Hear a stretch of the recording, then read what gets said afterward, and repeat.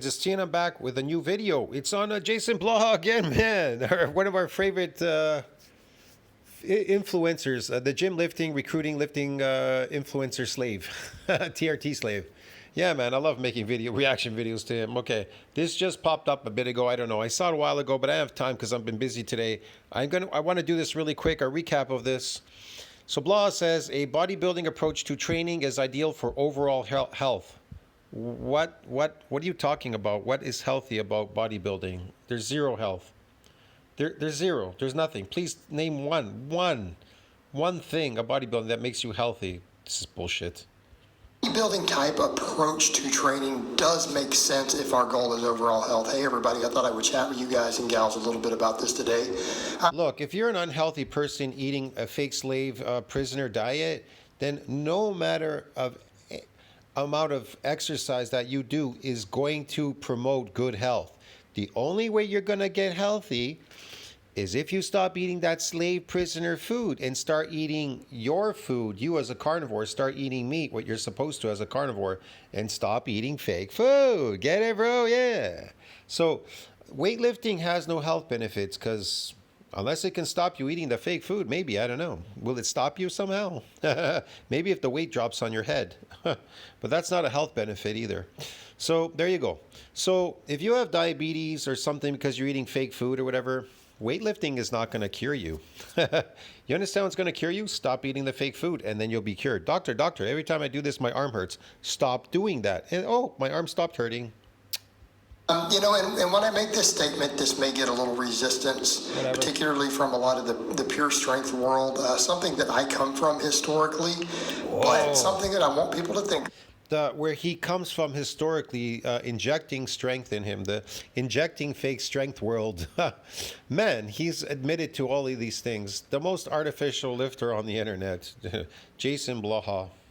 About keeping in mind a more bodybuilding approach still means that we do the big movements. In other words, you're probably still going to squat, you're still going to bench press, you're still going to row, you're going to do. I know why he took up bodybuilding, because he realized he needs to build muscle, but he's too late to the party. He came too late to the party. It gets really hard at a certain age to build more muscle. That's the problem. Well, personally, I don't believe that. I mean, these scientists, they've done tests on people and they say it's difficult, but they still say you can build muscle. Yes, definitely. Okay. But I already told you what builds muscles. And it's an adaptation process. And if you don't understand what an adaptation process is, then you need to go read up on it. It is an adaptation process. Muscles adapt by repairing and remodeling stronger so that they're resilient from getting damaged and building any more muscle. Really simple. That's it. What's a unique feature of untrained muscles? They get stiff and sore the next day due to what? Muscle damage. And then they never get damaged again because they repaired and remodeled stronger. They're resilient from further assaults. All these things. So I want that to be kept in perspective when I make this statement, and we're still would obviously follow the ideas of progressive overload. But something that we need to think about is that when you look... But that doesn't mean that all is lost. Unaccustomed bouts of exercises are what can bring back this damage. Unaccustomed bouts of exercises, specifically eccentric exercises, is what can bring this damage to come back. But then it'll repair and remodel stronger, and then it'll be resilient from further assaults. So you need to do as many unaccustomed exercises as you can do out there to get this damage to come back. Now, does lifting a heavy weight... Here's the thing. Does it require you to lift a heavy weight to build muscles? Does it require you to lift a heavy weight to build muscle? Absolutely not. You see, you have to damage the muscle fiber, and once it gets damaged, it activates the satellite cell. The satellite cell will fuse, create these myotubes and stuff, and more sarcomeres, whatever, parallel series and all that, and it'll donate its nuclei to that domain to support further muscle growth. In that moment, that's what it'll do. And then it'll reach a ceiling limit. But yeah, so like I said, yeah, you need to do as many unaccustomed exercises as you can find out there, and you don't need to lift heavy To get that damage, you don't need to lift heavy. The pendulum that they have now in the gym, you see this, it's called the pendulum. You see people doing squats on this pendulum, right?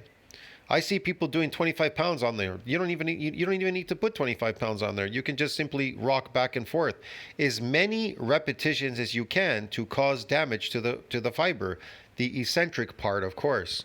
So focus on the eccentric, the downforce.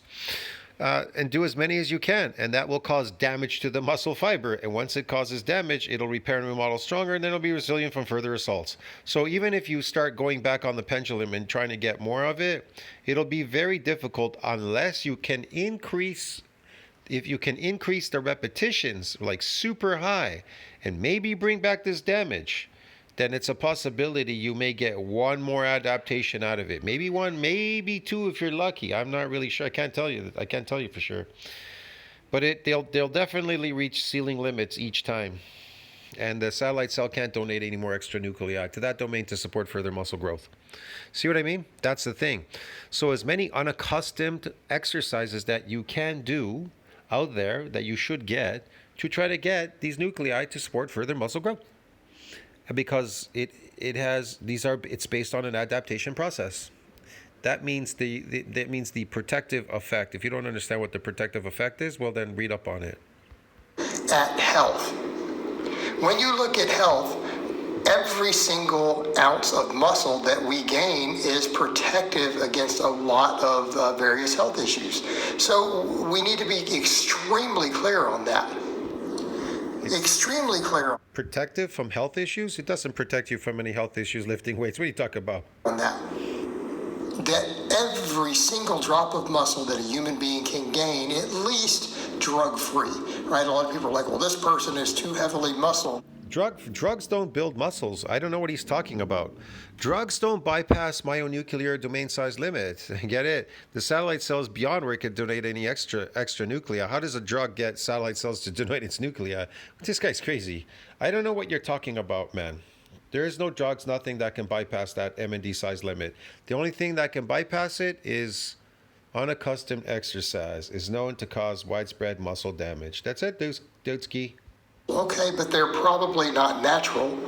Or maybe they have literally been chasing hypertrophy for 20 years. Okay, maybe in those cases. But for the average person who is only 4 or 5 years deep, let's say you've only... Let's find out what causes muscle damage.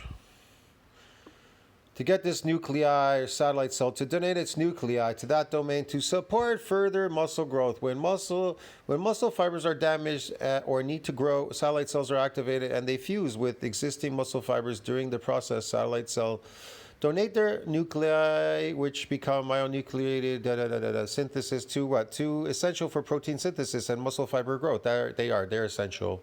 So check this out.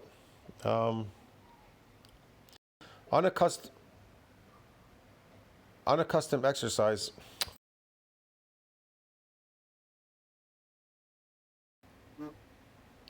So, according to NCBI, extreme or unaccustomed eccentric exercise can cause exercise-induced muscle damage, characterized by structural changes involving sarcomere, cytoskeletal, and membrane damage, with an increased permeability of sarcolemma for proteins. okay, I hope you understood that. So what's a unique feature?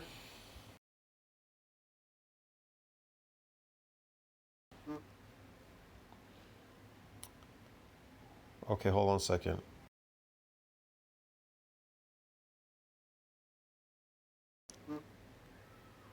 According to NCBI, while concentric contractions initiate movements, eccentric contractions slow or stop them. A unique feature of eccentric exercise is that untrained subjects become stiff and sore the day afterwards because of damage to muscle fibers.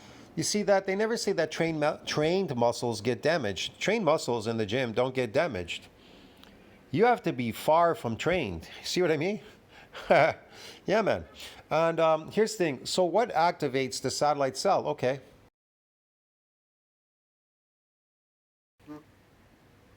According to NCBI, activation of satellite cells is controlled by proximal signals from the muscle niche and microvasculature and through an inflammatory response. Biskov 1989, Yablonka Ruvini, Seeger et al. 1999, Wozniak et al. 2005, Christov et al. 2007, Carlson et al.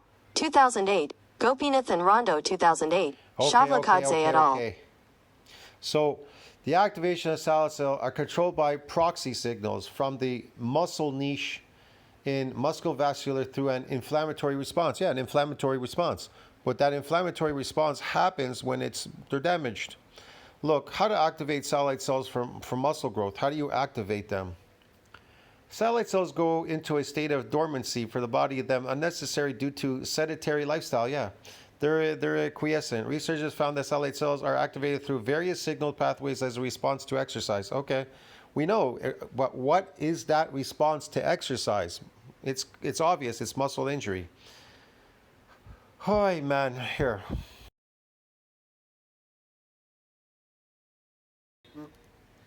According to ScienceDirect.com, following muscle injury, satellite cells are activated, move outside of the basal lamina, co-express PAX7 and MyoD, and differentiate into proliferating myoblasts that also express MY5. Yeah, they differentiate into myoblasts. That's what creates the new myofibrillars. Get it? It differentiates into myoblasts. It's no longer a satellite cell. It donates its nuclei to that domain to support further muscle growth, and then it ends because it can no longer support any more muscle growth. The satellite cell can't support when it reaches a ceiling limit. During that hypertrophic process, that's why they always tell you, how do satellite cells respond to muscle injury? Really, following acute muscle injury, the satellite cells, SCs, that muscle stem cells become activated. See that? They become activated. They proliferate and they differentiate into myoblasts, which fuse to form new myofibers. Get it, Podolsky? That's how it works. And that's where you get the inflammatory response. It becomes inflamed. It becomes this. It becomes that because it's been injured. It's been micro-injured. Get it? Yeah, man. Boy, brother. And they keep telling you more and more and more and more and more here. How do cells respond to injury? They tell you a lot of stuff here about it, you know. The most adult muscle stem cells are typically quiescent until their activation is invoked by what? Muscle injury. Yay, muscle injury. They're invoked by it. Satellite cells' ability to regenerate injured muscle is strongly dependent on cues from the muscle microenvironment, such as pro and anti-inflammatory responses. And what causes an inflammatory response? An injury, whatever. Well, stress can cause inflammatory response, right? You know, you go to the gym and you're getting inflammation, but that's all you're really getting. That could activate the satellite cell, but that doesn't mean the satellite cell is that could get it to proliferate because it's oxidative stress, oxidation. See what I mean? Can you get some growth through oxidation? Well, there's damage to the myofiber through oxidation. It still has to go through somewhat of a repair. But will that myofiber get bigger? And will the satellite cell donate its nuclei to hypoxic muscle? See what I mean? Will it donate it? Well, it goes, they travel there to repair it. But that doesn't necessarily mean it'll donate extra nuclei to that domain to do what? To support further muscle growth. Because it just won't. I don't know. You have to, it's a complicated science, bro. But whatever. Anyways, let's go back to this. I'm too tired to talk about this stuff all the time. Who is only 4 or 5 years deep. Let's say you've only been training 3 to 5 years. Yeah. And you're not using any magical special supplements. You have. Why do you need magicals? Why do you need all these magic supplements?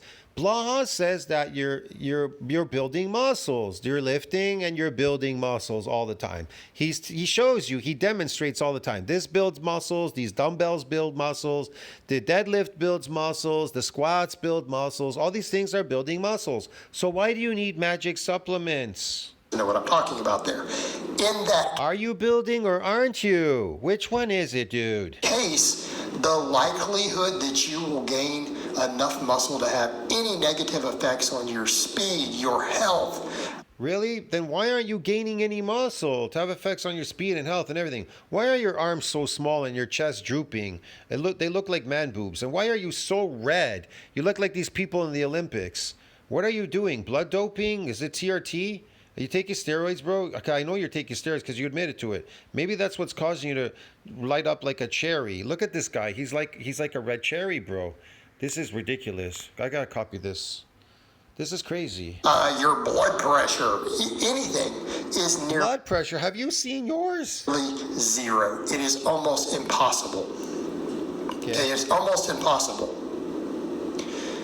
And so when we start looking at gaining overall muscle, what do I mean? If you train every single plane and angle, you're going to have more muscle. In other words, yes, a squat will put a lot of muscle on you. Of course it will in your lower body. A squat will put a lot of muscle on you? No, it won't. Squats won't put on any muscle on you. They're not going to do anything. They're not going to do anything, man. But if you go through the trouble to actually train both functions of your hamstrings. Maybe if you eat artificial food, you'll build some artificial muscles doing squats, yeah. If you go through the trouble to really train your calves, what's going to happen? You're going to have more muscle than just what a squat will put on you. Okay? Take the time to What kind of muscle is this, Blaha, that you're putting on? What kind? throw some leg presses and stuff, and you're going to have more muscle. You're going to have more. You have to say it. You're going to have more muscle, but how come nobody's getting any more muscle? Why do they have to take magic supplements and steroids and all these weird things, bro? Aren't they getting muscles? You keep saying they're getting muscles. All they have to do is do these exercises. Yet nobody's getting any muscle, and everybody's complaining, and they're buying these tablets, magic tablets. Go to Greg Doucette's site. He has all of them available, Turkesterone, everything. Upper body, yeah, benching and pull-ups can absolutely build a lot of Really? It can? Why are you taking TRT then? If these bench presses and everything can build these muscles, why aren't you building then? muscle in the upper body, and they'll even help build the delts. But what's the largest They'll even help build the delts. Well, how come your delts aren't building though, bro? Come on. muscle in the upper body? Your deltoids. Yes, they're putting on the muscle on the upper, the deltoids and everything. Then why aren't your deltoids growing every time you flap those things in the wind there that you're flapping these weights? Why aren't they growing? Why aren't they growing? That is not subject to debate. This has been found in multiple cadaver studies. A cadaver? Holy shit, man! Now he's bringing out dead people are building muscles. Right? And even MRI studies, the delts are the biggest muscle in the upper body. You know, people see my lats are like, those look bigger, but they're thin. The delts are You don't have any lats, man. You have kyphosis in the back. several inches thick. That's a tiny little amount of bone, a little capsule with all that meat around it. Those lats are actually a fairly thin muscle spread pretty wide. So yes, your deltoids are bigger than your lats. So we start looking at stuff like even the Man, Blaha has no deltoids and he has no arms. He has no forearms, arms, or deltoids or anything. He has kyphosis in the back and he has no chest. It's drooping boobs and he has no legs and no calves. Look at his legs, look at his calves. He's got upper nothing. body. Building all three heads of the delt Well, whatever. will add more muscle to your upper body than just maximizing Okay, then show us that it will. Show us. Prove it that it will. Prove it to us. Come on. your lats. Prove Okay? it. So if we're talking about gaining every last ounce of muscle, it is a matter of am I training Then why aren't you gaining any muscle, Blaha? all three heads of the delt? Obviously you want your lats to grow, they're a big muscle. Am I going in and training the long head of my tricep, the biggest head of my tricep, in addition to the lateral and medial head that the bench, for example, in close grip bench work more effectively? Okay? If we're going through and we are capitalizing on every single muscle in the body, and we are in the pursuit of muscle mass and getting as much muscle as you can everywhere, Yes, and muscle mass, yes. your side delts, the long head of your tricep, But you can't get any more muscle mass because it's dependent on these myonuclei. Without them, you can't support further muscle growth, no matter how much protein you eat lifting there. And carbohydrates, they don't build muscles, bro. They build fake muscles. your hamstrings, your calves, everything. Yeah. You are going to have more overall muscle. No, You're going to have more overall No, you're not. Show us, then prove it. You're going to get more overall muscle. Prove it. muscle. No proof. He has no proof. What do we see based upon the research? Weightlifting. What research then? Why aren't you getting bigger? Are you following the research? Then why isn't it working for you, Blaha? The research. Cardio for The research is not working for Blaha. It's unfortunate. Vascular health by a small margin. I know because he has a very bad tan. That's why it's not working because he doesn't have a suntan. I want to be clear.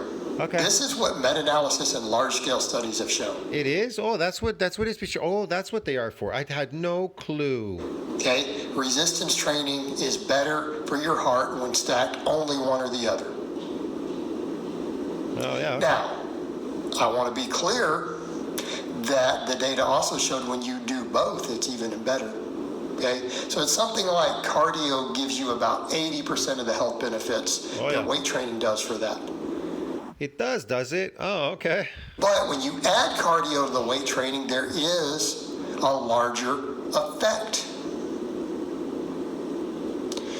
But resistance training itself, gaining muscle, obviously helps bone density and all that, but that can be done. What? It helps bone density? No. No, you have to have a high nutritious diet for bone density when you're growing up. That's the whole point. While you're growing up, if you lack in nutrition, then you'll have low bone density. That's the thing, see? Eating fake diets, they draw minerals out of your bones. That's why you're losing your teeth. You're getting cavities, and your teeth are sensitive, they're weak, they're bad, they're breaking or whatever. You're going to the dentist all the time. That is a sign of weakness. You are physically weak, because if you break a bone, that is a sign of physical weakness. And I knew that. I was eating a slave diet. I was doing really bad. I was doing a lot of bad things. And one day I twisted, my ankle got caught between a cement block in some ice there. There was an area where I was walking. And there was nothing I could do. It twisted all the way around, man. And if I was young, really strong with good bone density, that would have never happened to me. But it happened because I wrecked it because I was weak. I'm not talking about lifting a heavy weight weak. I could lift heavy weights and squat and do a bunch of stuff heavy. I'm not talking about moving heavy weights around. I'm talking about being physically weak. Blaha is physically weak because he suffers from osteosarcopenia. It's obvious. Look at his legs and his arms. His arms are skinny. They're never growing, and they will never grow because he suffers from osteosarcopenia. He's suffering from myogenic decline, and he has a large amount of senescent cells. They appear everywhere on his body, even his face. That's why he looks 85. And his legs are skinny. So that's part of osteosarcopenia. Clearly, actually, with the big movements, the strength training will maximize that. He has a weak body. If he falls somewhere really hard, he'll break a bone, maybe even his hip. I don't know, and he'll die. So on the bone density and the bodybuilding, what I'm saying isn't necessarily better, but when we start looking at all the other... Your bone density will never get dense after a certain age anymore. It goes down in density, and it gets worse over time. And even if you lift weights and try to get it to go back eating a slave diet, well, that just will make it worse. Now, if you eat a natural diet, maybe, you can walk around with a weighted vest. I don't know. But not lifting these weights just for about an hour or so. Relieving yourself every so often. Factors. How about diabetes risk? How about cancer risk? I don't know. The data is very, very clear. The data? What data?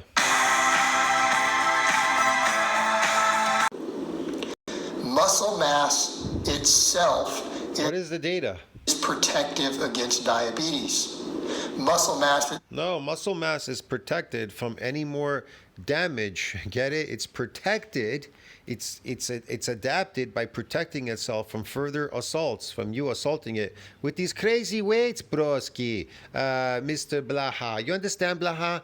It's protecting itself from further assaults from these weights by they repair and then they remodel stronger, like a bone. When you break it, it remodels stronger, and that spot will never break again. It's resilient from breaking there because it remodeled super strong there because it was a weak spot somewhere. Your body said, hey, that's a weak spot. We need to remodel it so it never breaks again. Yeah, and that bone will never break again.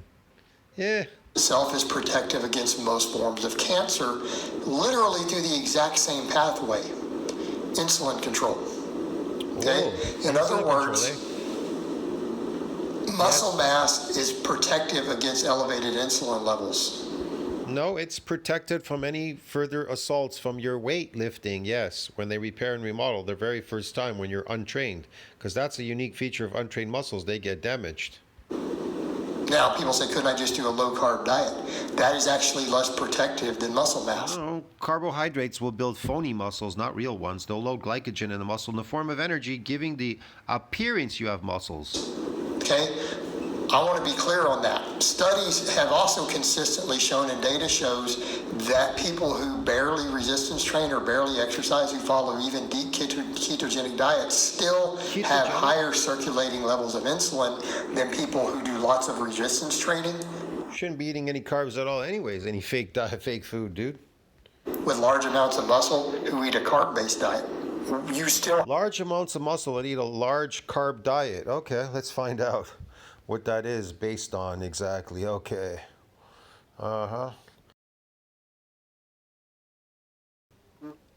According to Medical News Today, during a workout, more fluid moves to the muscles to provide energy. Sarcoplasmic hypertrophy refers to the increase in volume of this fluid. It can make muscles appear larger, but it does not increase strength.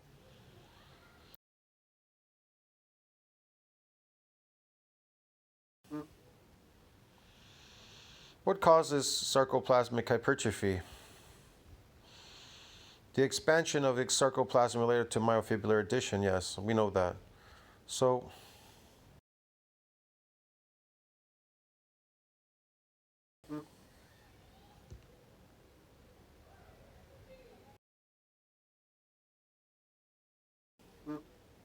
According to Nutrition and Metabolism, Biomed Central, it seems that the critical level of muscle glycogen is approximately around 250 to 300 mmol bullet operator kilogram minus 1 dry weight. Levels below this amount have been associated with impaired sarcoplasmic reticulum function by diminishing vesicle Ca2 plus release rate and reductions in peak power output.